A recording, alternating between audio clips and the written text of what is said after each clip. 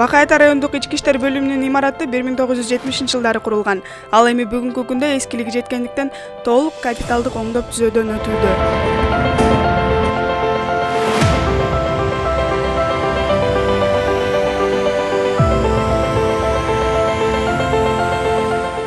Быйыл мына толук ремонтка киришип атабыз. Азыр эми ойлойм, заманбап кабинеттерди иштесек, балдардын да көңүлү жарык болот керек. Ою да таза болуп, иштегенге күч берет, кубат берет деген үмүттөмүн. Анан өзүбүздүн ардагерлерди да, анан кийин башка ардагерлердин баардыгын мына келе жаткан кылымдык майрамыбыз менен, 100 жылдыгыбыз менен куттуктап, аларга да ден соолук үчүн өмүр узун болуп, оорубасын, жакшынакай жүрсүн, элибизде да тынчтык болсун.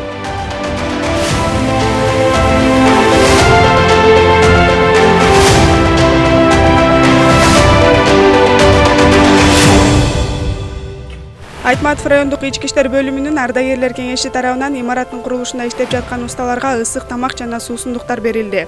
Бул жаңы имарат 3 кабаттан турат. Имарат азыркы мезгилге мына заманга ылайык баардык шарттар менен курулууда. Бул жерде келген жарандарыбызга кабыл алуу атайын бөлмөлөр, ошондой эле убактылуу кармоочу жайларда кармалган адамдар боюнча жаш балдарга өзүнчө кармала турган жер, аял кишилерге өзүнчө кармала турган жерлер менен баардык шарттар менен курулууда. Ушундай эле ички иштер бөлүмү үчүн жаңы имараттын курулушу Манас районунда да жүрүп жатат.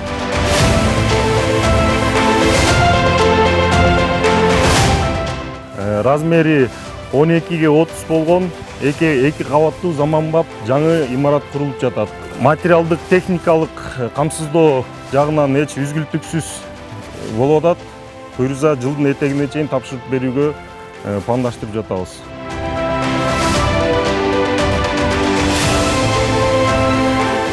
Ар бир ички иштер бөлүмү үчүн курулуп жаткан заманбап имараттардын жанына унаа токтотуучу жайы, көзөмөл өткөрмө пункту жана отканасы кошогулат. Ал эми Манас райондук ички иштер бөлүмүнүн кызматкерлери үчүн мындай заманбап спорт зал кошо курулууда.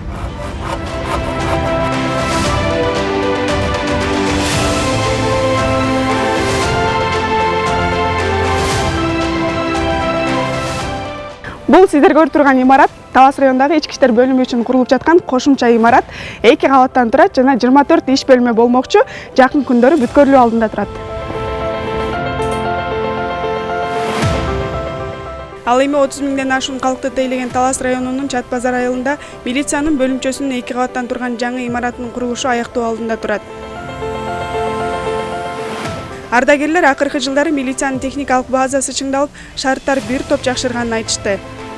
25 жылдан бери биз мынчалык стройкаларды мына менин аркамда турган мындай жаңыраган жаңы техникаларды биз көргөн эмеспиз. Биздин убакта бир гана автозак деген болчу эле. Болду. Өзүбүздүн министрибиз Улан Омакановичка чоң рахмат айтышыбыз керек.